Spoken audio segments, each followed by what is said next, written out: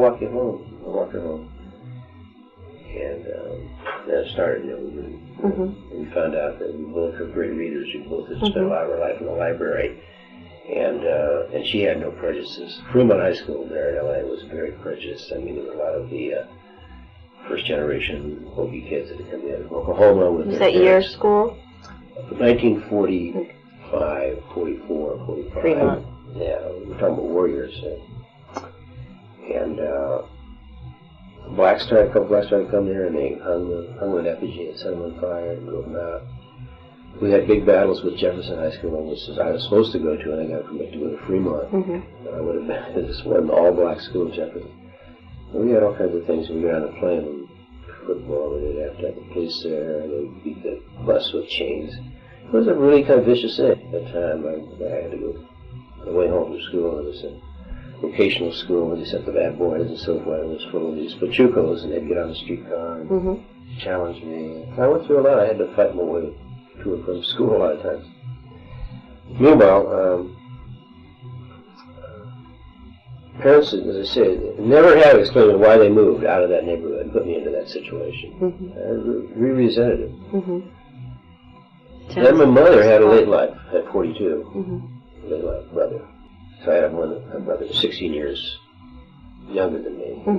But Ruth and I, we still, had our own social life, other places, but we were really drawing close together. She wasn't prejudiced, I was either. We could have been very prejudiced people.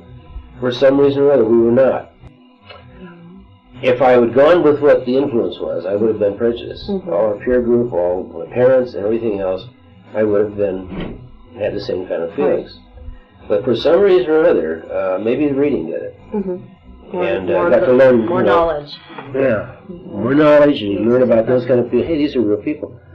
And Ruth was it, so we probably reinforced each other. She was very moral, and she was really, she could have been anything. She was really bright, and she had something about her. She could draw people in. She would walk in any place and just they grab it to it. I had to go down when I went to visit her when she taught. She was a counselor at high school. One day, I go to the cafeteria there. They always come to her.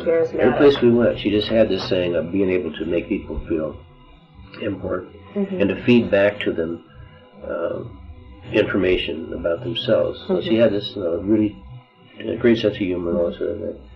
So people really, really loved her. I get jealous of that, and all that. But she was special, and we had an up and down, life like everybody else. So when did you get married? We got married. I went to the Coast Guard. I had a football scholarship to USC. I went there and I played a year, and I thought I was going to be a mining engineer. Because I read a book called Green Health, and all about mining emeralds, and I said, that's what I'm going to do. And my brother was... Write books? No, I was going to go down and mine emeralds in Colombia. Okay. And be a mining engineer. And I thought, draftsman and all that sort of. And I was taking the same class as my brother did, but I could see... I was good in English. I was good in, verbalizing and all that sort of thing. And so in the college thing, I was taking descriptive geometry and calculus. Whoa, this is really boring stuff. I mean, I can't handle it. I'm not going to waste my time. Chemistry, even. I was having trouble with those. I get A's and all the other stuff. But these things were... So I was heading the wrong direction. So, obviously, I had to go into service. Turned 18. I was 17. I'm the youngest guy that played football there. I was playing varsity. And tried to, keep up social life with Ruth. And that was Navy you joined? Coast Guard, U.S. Coast Guard. And I joined them because my dad had been Navy and my brother had been Navy and all. And I went to down to the Coast Guard, and they said, yeah, we can get you on our football team at Los Alamitos and so forth. And go, wow, because I'd played against the various teams on SC. We played the Navy team, we played the Coast Guard. I thought, that's good, that's what I'll do then. For be in the service, and I'll play football. We got there, and they disbanded the team. So we're there now, going into the Coast Guard straight as seamen. Went through boot camp, got on the ship and paint, and I thought, whoa, something's wrong here. I mean, that thing came out, the guy in the doctor in the sick bay called me in and said, you be interested in, you're the only guy that's got any college, you'd be interested in being in the sick bay, working in the sick bay. Yeah, okay. So I got into the sick bay, and I was handling guys falling down the hatches and splitting their heads open. I was doing just like the doctor was usually gone. Mm-hmm. I was doing all this stuff. I learned all this stuff. Medically. Yeah, I could do it. So then I was on board a buoy tender for a long period. I was only there for about a year and a half. Mm-hmm. But I was on a buoy tender, and I handled the sick bay, and I had a lot of stuff that I took care of there. And then I went to pharmacy school back east, and so that's how you got your interest in medicine. There was a lot of experiences, and I had the books. I was in the sick bay, so I read everything, learned everything I possibly could, and I kind of liked it. I never thought I would be around a hospital or sort of thing, but it was kind of fun. It's like anything else; you can get used to all of it. And there's a lot of experiences with that. But anyway, I went back, and I was out all the time out in the South Pacific, Hawaii, and so I took over a little sick bay hospital right in the middle of Honolulu Harbor. And that was fun, because the chief was always gone, Jason Girl. So I was always in charge of it. I loved the idea of getting that place ready for inspection on Fridays, cleaning it up and wearing my whites. And so that was good. So the Coast Guard was, basically I was a loner because I didn't drink, and if you didn't drink, forget it. And so I got my own, and I was going in, I was wrestling at the Y, and I wrestled pro for a little while until the Coast Guard said, no, you can't do that.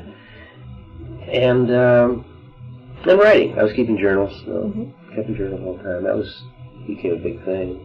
And writing to Ruth, trying to stay in touch with her. And she was a year behind me at school, so she was still living her social life there. So I got back, went back to SC, and changed what I was going for. I went for what I was going to go for. I got it in a degree in political science, I guess it was. Because I was going to go international. I was going to go in the diplomatic corps and all that. I thought. But I was also taking pre-law. Because I was thinking, I read a book about Clarence Darrow, and I got all excited about Clarence Darrow books. And I said, I'm going to be Clarence Darrow, and so I'm going to be a lawyer. I decided that. And so I took the pre-law with the idea, well, maybe I'm going to shift into international law and all that. So a year before my last year of college, finally Ruth decided she wanted to marry me. That's kind of an interesting story, because we had a big fight. She was finishing up at a junior college and living the social life there, and I said, hey, wait a minute, I'm traveling way across town to see her. So I finally went by and said, this is it, goodbye. No, this is it, I'm not going to put up law. So I didn't see her for about the end of summer. I remember I got a job. I got my first job then. With the Parks and Recreation on a playground. And when I took the test, there was a really good-looking red-headed girl who took the test at the same time. And she'd been working on the playground, and she had a lot. Everybody knew her. She had a lot. And I got on the same playground with her. And at first we were like, wow, fighting. And then it turned into, within a week, just taking her out, and there was something developing there. So I got a call from Ruth. She says, I want to get married. And I said, okay. She must have seen you on the playground. No, she just she had time to think, hey, I didn't want to lose him. And so we went off to Yuma, Arizona, got married. And that was? When? 49. It was like Labor. It took Labor Day, and I had to go back to work. She did too.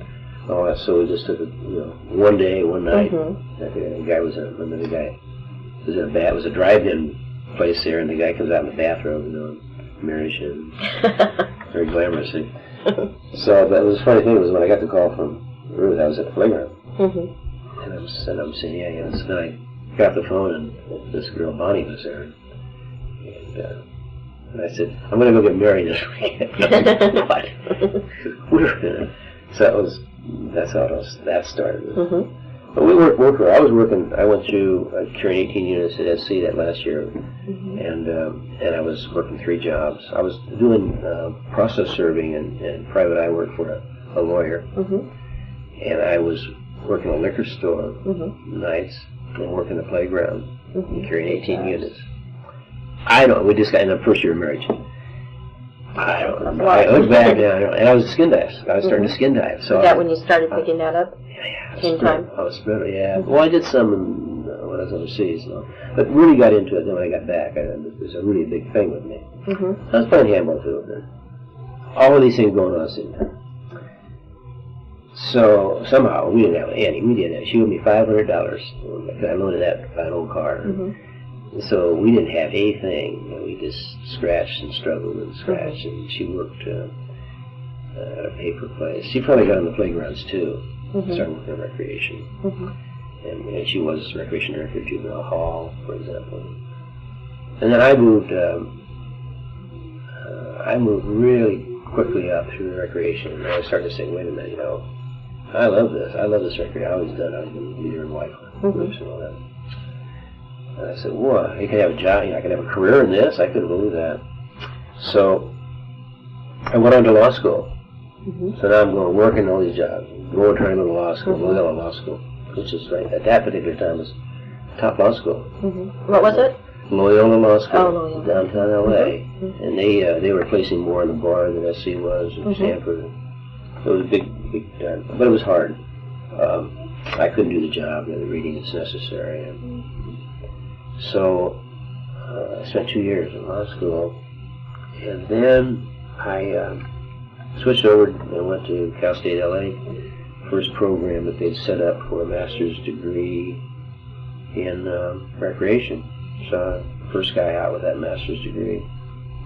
Now I worked with the county. I came with the county. I went, I just got promoted to different things. The county changed its whole format, and I was on the playgrounds and doing a great job. I loved it. I thought, well, this is it. You know, I'm director of the park and playground, and I was probably at my very best in Irene. We had great programs, just wonderful things I remember.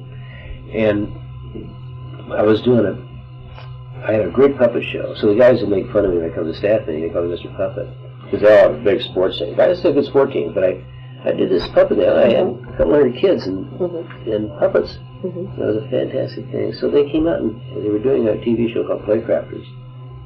So they had me come and do that show crafts and do puppets and so forth. And that was got me so people, hey, who's this guy? Because I was a jock too on sports, but I also had this other dimension. So when they reorganized the Parks and Recreation Department, they pulled me off the playground and made me a senior supervisor in charge of radio and television and teenage activity, arts and crafts and music and all that. I had all these guys that used to be over me. You know, all these guys, now they are working for me. Whoa. That was a big deal. So I did a lot of new program things and they just a lot of stuff. And then the sports director job came up. And Mr. Puppet then got to be sports director. And I just thought for everybody, all these guys thought they're all lined up to get it. And so I became sports director. So I had this wide, diverse thing. So I was really being groomed to eventually maybe take over the department of Parks and Recreation. It was the biggest recreation